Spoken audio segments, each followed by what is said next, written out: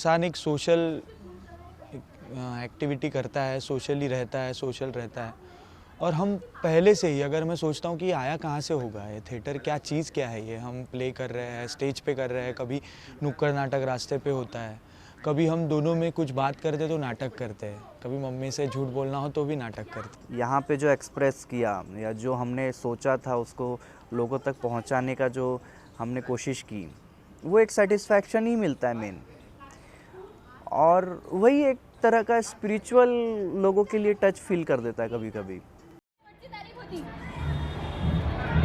काय विचारते मी, भरला का फॉर्म? अरे मॅडम, सगळा वेळ बाबाजीला पाण्यात चालला गेला. मला माहितीये तुम्ही मुद्दामून दुर्लक्ष केलं. आश्वासनं तर खूप मोठी मोठी दिली होती, एकही पूर्ण नाही केलं. हो मास्तरीन बाई, आता जास्तच बोलून राहिले तू. हो का? एक जरी महत्त्वाचं काम केलं असेल ना तर सांगा मला. सांगा. सगळा वेळ त्या म्हाताऱ्या मागे घालवला आणि तो दारू घेऊन इकडे तिकडे पळून होता. मी तर म्हणते अशा उमेदवारांना एकही मतलब में स्टेज के 9 हिस्से होते हैं, 9 भाग होते हैं, 9 साइड्स होती है, जैसे centre, left centre, right centre, centre mid, centre left, upper centre, lower centre, तो ऐसे काफ़ी सारे 9 पार्ट्स होते हैं, तो हमें ये ध्यान देना बहुत ज़रूरी है। और 9 रस होते हैं। 9 रस यानी मतलब क्या होता है? पहला रस होता है कि आप हैप्पी हो तो हास्य रस, आप क्रोधित हो तो वीर, आप क्रोधित हो तो रुद्र रस, आप अगर कुछ इम्पोर्टेंट चीज़ें बता रही हो, जैसे कुछ क्या कहते हैं उसे, क्या कहते हैं, श्रृंगार रस होता है, हास्य रस, शांत रस होता है, वीर रस होता है, अद्भुत रस होते हैं। तो ऐसे काफ़ी सारे रस है जो एक कैरेक्टर को डेवलप करने के लिए इसका उपयोग थिएटर से काफ़ी आसानी होती है।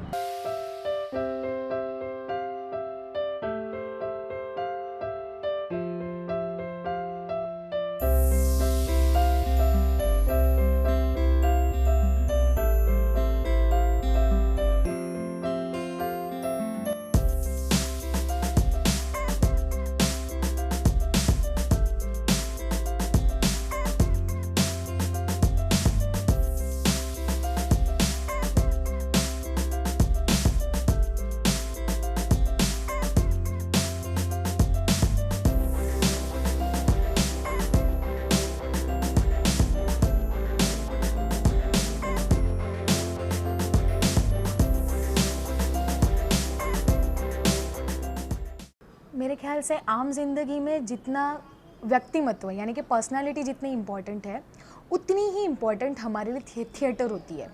थिएटर मीन्स कहीं थिएटर हॉल में जाके पिक्चर देखना नहीं होता। थिएटर मीन्स तुम जाओ, वहाँ पे एक्ट करो, कुछ चीज़ें सीखो, और उसके बाद तुमको 100 ऑडियंस के सामने तुमको खुद को प्रेजेंट करना पड़ता है।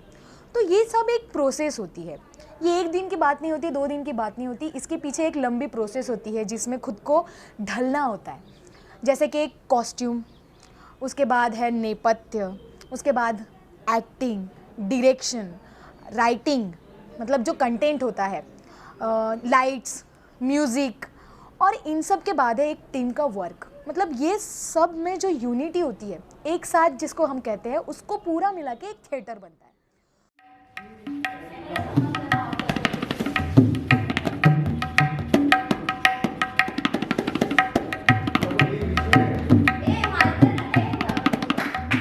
थिएटर में मेरी जो स्पेशलिटी है वो म्यूज़िक है, और मैं म्यूज़िक में तबला, हारमोनियम, सिंगिंग करता, लाइव म्यूज़िक भी देता हूँ, और मुझे ऐसा लगता है कि संगीत के बिना नाटक अधूरा है।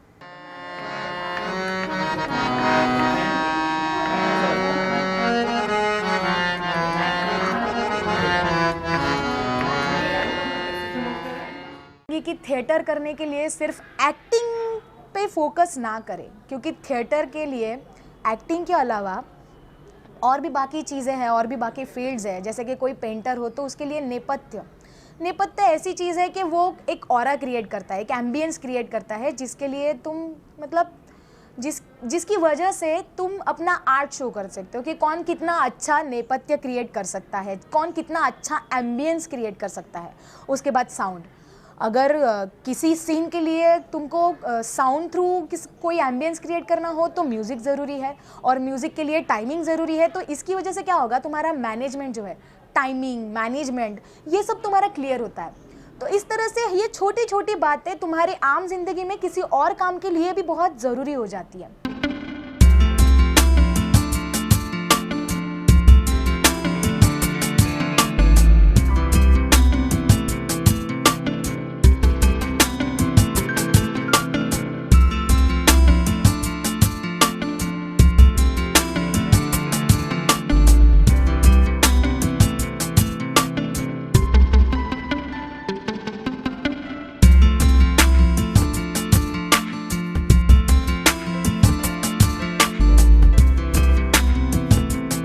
चुनौतियाँ वही है जो हर आर्ट फॉर्म के सामने है बेसिकली, कि टाइम के साथ जैसे जैसे एडवांसमेंट होनी चाहिए वो नहीं हो रही है। और जो कर रहे हैं थिएटर में ये, वो लोग बिल्कुल स्ट्रगल नहीं कर रहे, वो लोग एक्सेल कर रहे हैं अपने अपने फॉर्म में। जैसे एग्जांपल के लिए अगर हम पकड़ें कि जिन्हें आज हम लोकगीत बोलते हैं, जो हमारे कल्चर में बहुत सालों से चले आ रहे हैं, ऐसे लोकगीत, ऐसे आर्ट फॉर्म्स भी कभी ना कभी नए थे। तो उनसे पहले भी कुछ आर्ट फॉर्म्स थे, वो समय के साथ नहीं अपने आप को लेके चल सके, तो वो आज विलुप्त हो गए।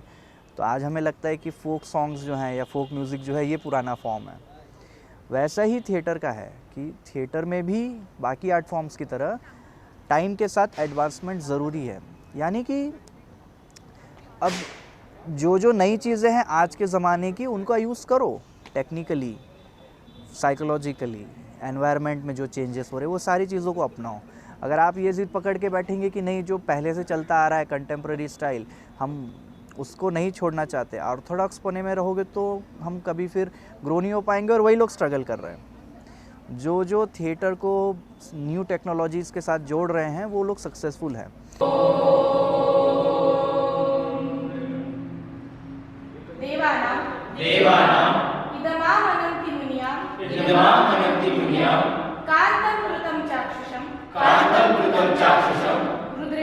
रुद्रेणे तव मां कृतं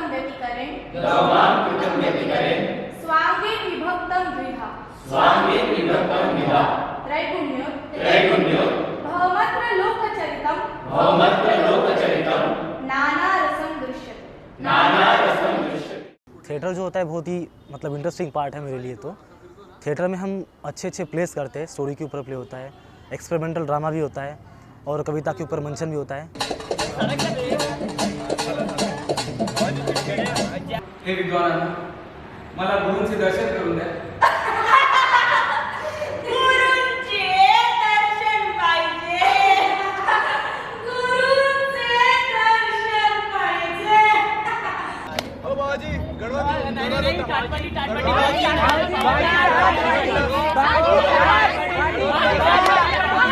गणपती में करियर के लिए भी बहुत ऑप्शन है। जैसे हम NSD national school of drama Delhi में जो है, वहाँ से इतने बड़े बड़े स्टार निकले, जैसे नसरुद्दीन शाह, पंकज त्रिपाठी, इरफान खान सर। इन्होंने जैसे वहाँ से निकलकर जो अपना करियर जो बुलंदी पाई है, वो हमें लगता है कि हम भी कर सकते हैं अगर हम न करें, उसके लिए थोड़ी मेहनत लें और नेशनल स्कूल में जाए। वहाँ पे बहुत ज़्यादा हमें कुछ और ज़्यादा सीखने को मिलता है। वैसे ही